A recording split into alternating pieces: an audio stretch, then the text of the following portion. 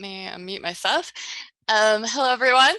In case you missed the introductions earlier, my name is Sarah Rush, and I'm the Data Project Manager for DSDR. And John Marcotte, who is the Project Director, is also here to help with any data access related questions that you may have. And I'm going to be talking to you about how to access both the public and restricted use NCHAT data. So NCHAT data are available through DSDR at ICPSR, and we are an organization full of acronyms, so I'm going to tell you a little bit about what those mean. ICPSR is one of the largest repositories of research data in the world. ICPSR provides data curation services and long-term preservation of data. Some of the services include a searchable catalog of research data, the variables database, which is also searchable, a bibliography of data-related publications, and online analysis for some studies, which allows for data exploration. NCHAT currently does not have online analysis because we are interested in getting the data out there as quickly as possible for people to use. It could be available one day in the future for the public file. So DSDR, Data Sharing for Demographic Research, we are a topical archive at ICPSR, and we are funded by NICHD, which also funded NCHAT. And our data archive has a focus on data that's related to maternal and child health, health disparities, and the human life cycle. So what I'm going to do is start with the NCHAT study page, which you're looking at a snapshot of right here. And you can access this both on the DSDR and the ICPSR websites. And what I'd like to do before I actually get into the nitty-gritty of accessing the data is give you an overview of what the study page looks like and the types of information you can find on it. So to start, I'm going to highlight the Cite the Study link. And what this does is it gives you the recommended citation for any publication where you use or reference the NCHAT data. It includes a DOI, which will always take you back to the study page on the data. And I'm trying to think, there was something else I wanted to say about the citation. Oh, we ask that when you actually publish, email us, and what we will do is add you to the bibliography of data-related literature, which is great for publicizing what you've done, but it also helps to create that cohesive community of NCHAT data users. Over here, we have the notes section, and what this tells you is about how to access the data, just some brief notes, including any data restrictions, which in this case, it tells you about the restricted data file. The study page opens with the At a Glance tab and includes a wealth of information on this tab alone. The project description is what you see right under that tab. Starts with the summary, and then also gives you information on the funding source, subject terms, and geographic unit. Then there's the scope of project, which includes time period for the study, collection date, data collection notes. The methodology part, which includes the study purpose and design, information about the sample, time method, universe, units of observation, types of data, mode of data collection, description of variables, and response rate. Then there's also a version section, and this tells you the original release date for the data. And then if there are any updates, which we already know there will be because we're going to be releasing additional data files, it will tell you the dates of the updates and also the reason for the update. Finally, on the At a Glance tab is information on weights. So again, this tab alone can probably answer a good portion of your questions that you have about the data as you're getting started with the data on DSDR's site. The final piece I want to draw your attention to on this slide is the featured box. And this box is reason alone to come back to the study page after you've downloaded the public use data or have access to the restricted use data. And that's because the content in this box changes with information about the webinar, today's webinar, for example, or maybe it's a document that the NCHAT team would like to share with people, or there's a note about an upcoming change to the data. Any really good piece of information about the study can be found on this page, as well as, of course, the NCHAT website. But other good ways to keep up with the study and new updates is to follow DSDR on our Twitter or Facebook feeds. And then we also have a quarterly newsletter, which that information, of course, isn't going to be quite as timely, but it's still a good way to keep up with the study. So I'm going to skip the data and documentation tab for now and go on over to the variables tab. So this tab allows you to view and search all variables in both the public and restricted NCHAT data files. If you click on a variable name, you end up seeing the variable's distribution, summary statistics, notes about the variable, and also a graph of the variable's distribution. One thing to note here is that the variable display for the restricted variables will show the variable value labels or categories, but you're not going to see the actual distribution.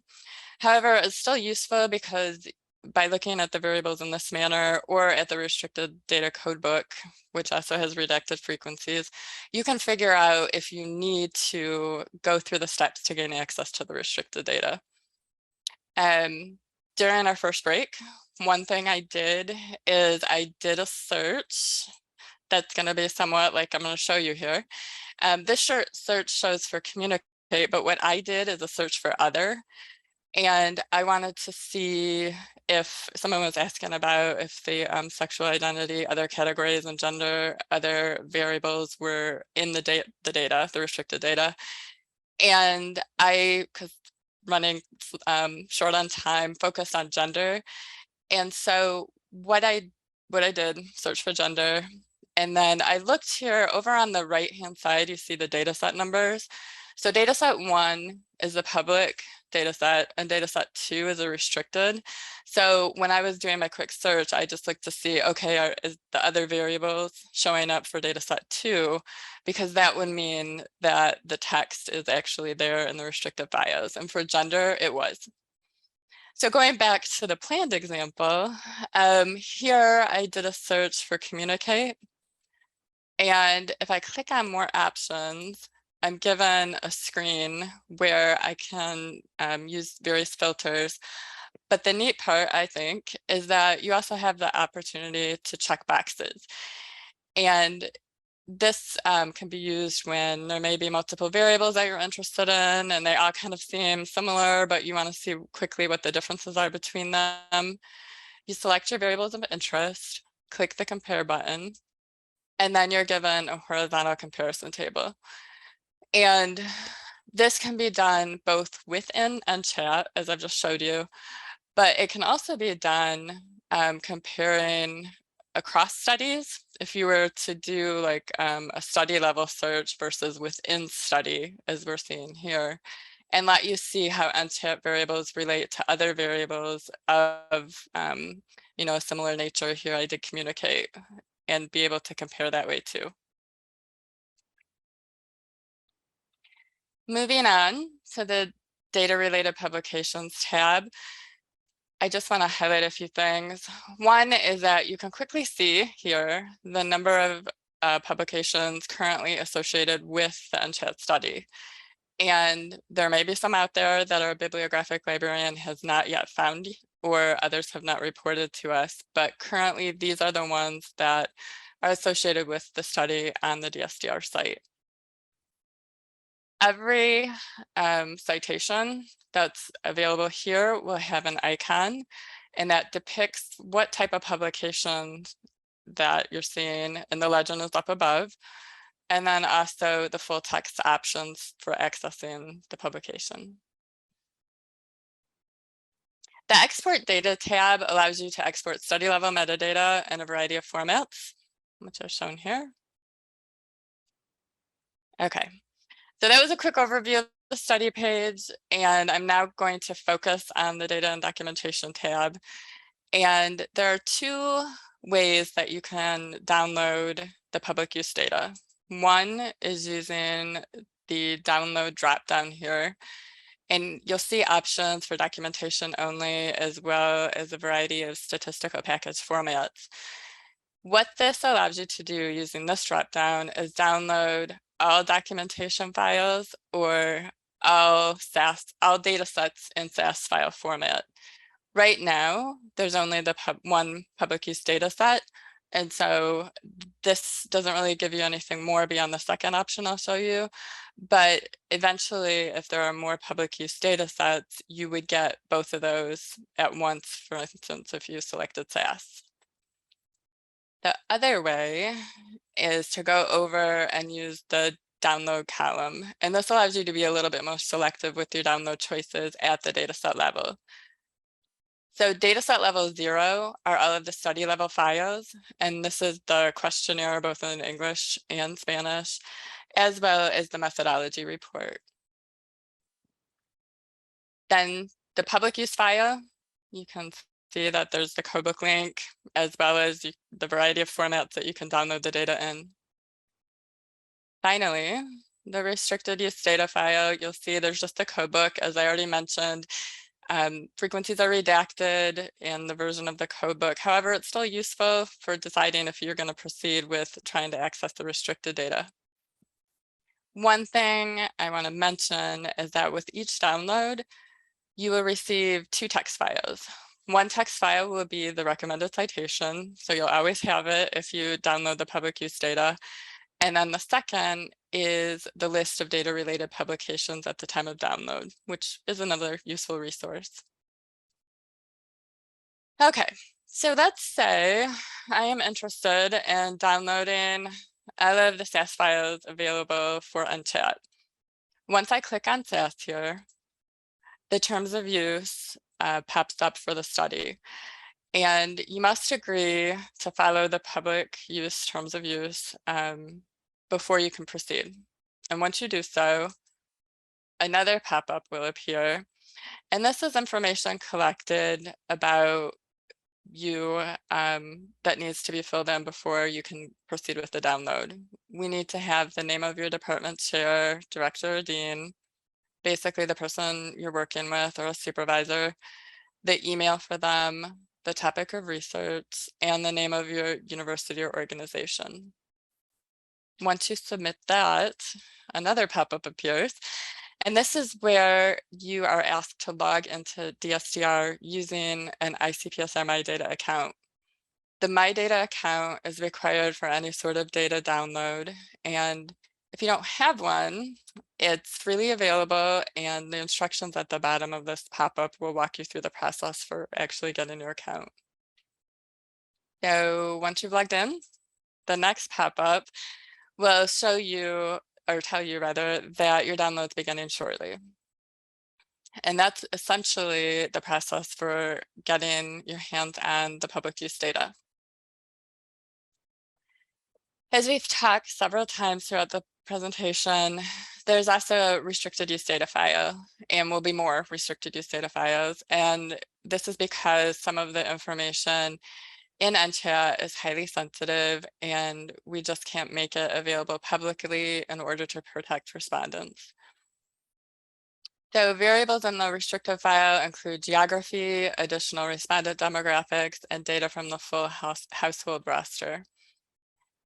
What I would recommend doing is, using the variable search or looking at the restricted data codebook and seeing what variables are in the restricted file that you're not seeing in either the public use codebook or in the variable search. If you're not seeing, like if you see the variable is a dataset 2 variable, that's the restricted. There may also be, in some cases though, a dataset 1 version, which means you wouldn't need the restricted file because you already can get it using the public.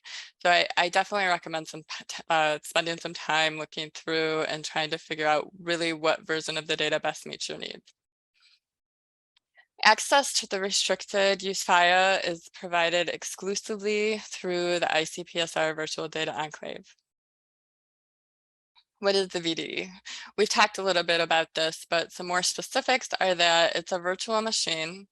It's located on a remote server, and you connect to it via your own desktop. It's isolated from the user's physical computer, though, and restricts the user from downloading any files or parts of files to their physical computer. It's also restricted and it's external access. You can go to the internet and check your email or copy anything out or move any files out.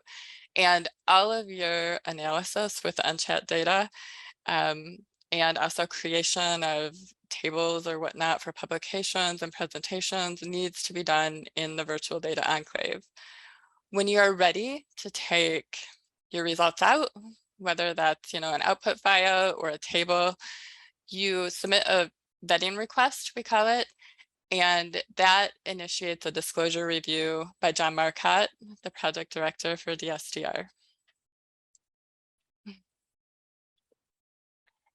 Applying for NCHAT restricted data happens right from the study page as well. If you select the Access Restricted Data button, a pop-up appears stating guidelines for applying and using the restricted data. You want to click on the Start Application button, and that prompts the applying for DSDR data in the VDE instruction box, which is shown here on the left.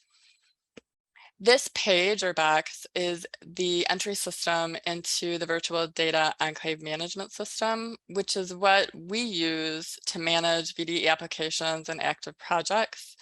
And it's also known as VDE Manage.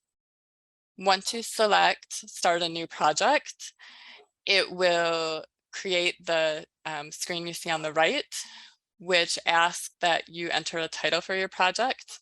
And it's important to note here that your title for your project must match your IRB documentation. We also ask for a description and an abstract for the project, as well as information about the principal investigator, the data being requested, which is always going to be NCHAT in this case, and the requested analysis software is an optional box that you can check if you want to let us know what you'll be using. Selecting the Create button on this screen moves the online application to a pending status where it will stay until we get all of your application materials. So also selecting Create triggers the initial application received email, and that contains links to the following application documents that you must submit to us in order for your full application to be reviewed. The first is the restricted data user agreement, and one per institution where the data will be used is required. So if you are planning to collaborate with another researcher at a different institution, you both would need to submit the restricted data use agreement signed by your institution. The data security affirmations are also required, and one is required per location where the VDE will be used. So let's say you plan to work with NCHAT data through the VDE at both your home and at your office on campus, you would need to submit 2 of these. Then the confidentiality pledges need to be submitted per one per research staff. So once you have all of these together, along with your IRB review documentation, you submit them to the DSDR restricted data email, and then DSDR staff begin the review. Quick note about the IRB is that only the PI listed on the project needs the IRB review process completed. So again, in that first scenario I gave you, you're working with somebody at another institution.